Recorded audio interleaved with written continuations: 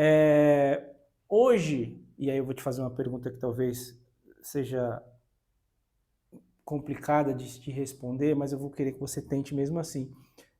Qual é o profissional ideal para um mercado de trabalho que una essas competências, essas habilidades, o hard skills com os soft skills? Existe isso?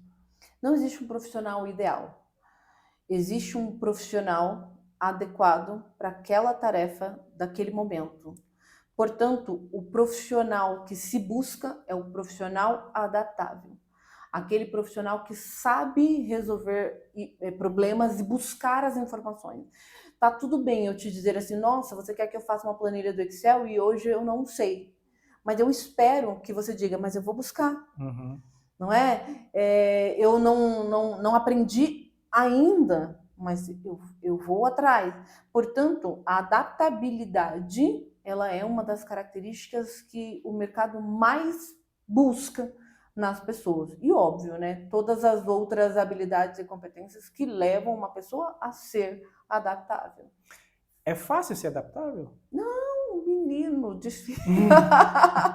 É muito difícil ser adaptável, porque ser adaptável exige que a gente consiga analisar o nosso entorno, conflitar com coisas que eu penso, que eu sinto, que Porque eu com as quero, nossas crenças, muitas vezes, né? pesar os prós e os contras, saber quando me retirar, saber quando calar, saber quando, apesar de caber, aquilo não me pertence, né? E quando não, quando vale a pena ficar e insistir que o caminho ainda é esse para mim. Então, ser adaptável não é fácil, mas é necessário. Uhum. Porque o mundo, ele é um mundo que muda o tempo todo. O ser humano não é necessariamente o animal mais inteligente de todos, senão o animal mais adaptável de todos. A gente se adapta e isso desenvolve inteligência. E aí nós poderíamos falar sobre inteligências múltiplas, Uhum. de forma muito mais ampla. Então, eu sei o que eu quero e o que eu preciso para chegar lá, eu posso me adaptar a isso ou não. A gente está partindo para o final, mas eu queria que você falar com você, que você me falasse sobre uma coisa que eu acho que é importante. Em um determinado momento da nossa conversa, eu falei de uma experiência minha, que eu respondi para a pessoa, se isso aqui não está me fazendo bem, eu saio. Mas como não carregar aquilo ou aquela experiência ruim para a minha vida, para além da sala de aula e para além do ambiente de trabalho, a ponto daquilo começar a me fazer mal. Eu sei que o ambiente de trabalho conflitante é ruim, e eu sei que se eu ficar tendo conflitos e atritos no meu ambiente de trabalho todos os dias, aquilo vai ser ruim. Mas pode ser que eu precise daquele trabalho naquele momento para pagar a minha conta no final do mês. E talvez eu tenha que engolir o que nossos pais chamavam de engolir sapos. E a gente tem que engolir sapos todos, quase todos os dias, sejam sapos grandes, sejam sapos pequenos, sejam rãs ou girinos, a gente tem que engolir.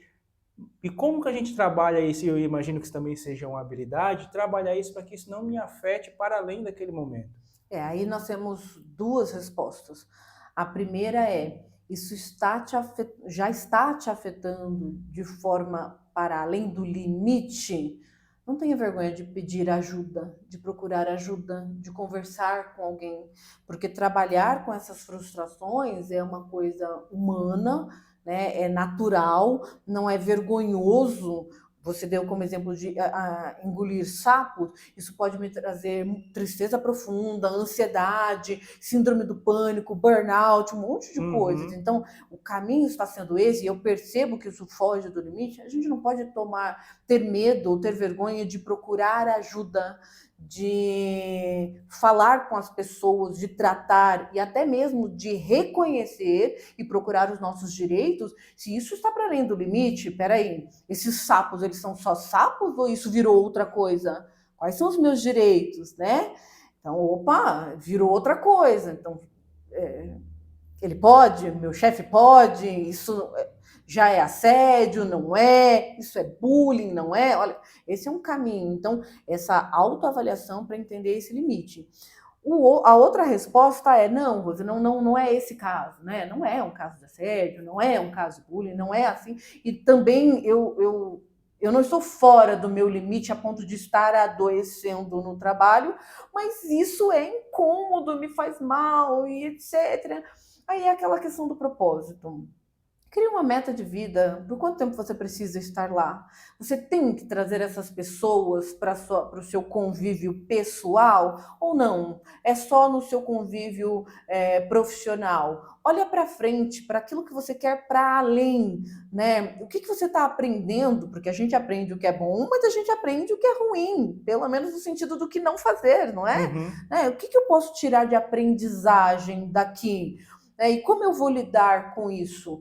O fato de lidar com isso não significa que eu tenho que dizer só sims, não é? Claro. Lidar com isso também é dizer, não, essa infelizmente não é a minha tarefa, essa não é a minha área de atuação, então eu preciso que você passe para outra pessoa, olha, infelizmente isso eu não vou fazer, o meu horário de trabalho não é esse. Veja, ter consciência é o primeiro passo, consciência de qual é o seu limite e do porquê que você está aguentando ou não esse limite. Uhum. E a partir daí tomar as decisões que você precisa, seja para ficar, né, e lidar com isso, ou seja para não ficar e ir embora. E tem as maneiras de dizer sim e as maneiras de dizer não também, né? Exatamente. E aí a gente está falando de uma habilidade de comunicação e de empatia.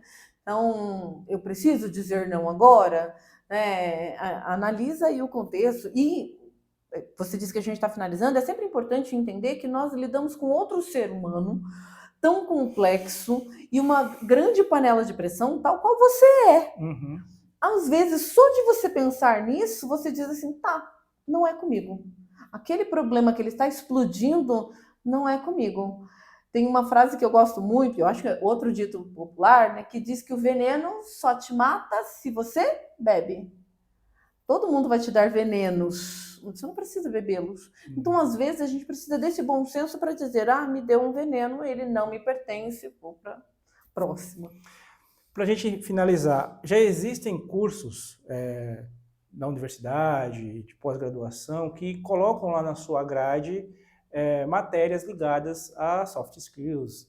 É importante, quando a gente vai tomar a decisão de escolher qual curso fazer, e aí pensando nas universidades públicas e privadas, quando a gente vai escolher a instituição que a gente vai se inscrever e participar e fazer o vestibular e etc., ver se no curso oferece essas habilidades? Sim, é importante. Na verdade, é importante que você conheça a grade não apenas das soft skills, mas também das hard skills, né?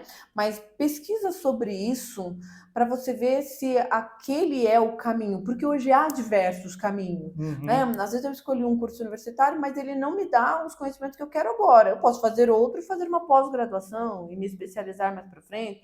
Então, sim, a pesquisa prévia do curso, de cursos complementares, de projetos complementares, do comprometimento daquela universidade ou daquela escola com aquilo que você busca, é muito importante. E vale para nós que já estamos fazendo isso por nós mesmos, né? Mas vale também para os pais que buscam uma instituição para o filho, no caso da educação básica, no caso da primeira série, educação infantil. Dê uma olhada no currículo dessa instituição e veja se ela trabalha essas competências desde cedo, porque aí você vai fazer com que essa criança chegue muito mais preparada, né, em relação ao conhecimento, mas em relação ao autoconhecimento na etapa em que ela vai fazer as próprias escolhas.